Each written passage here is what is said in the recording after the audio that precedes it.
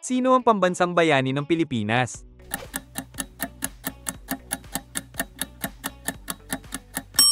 Answer C.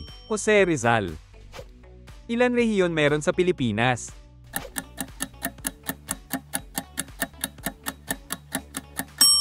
Answer D. 18. Saan matatagpuan ang Bulkan Mayon?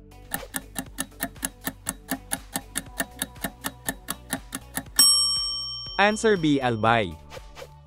Ano ang pambansang awit ng Pilipinas?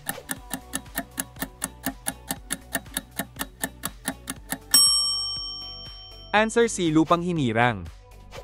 Anong araw ginugunita ang Araw ng Kalayaan?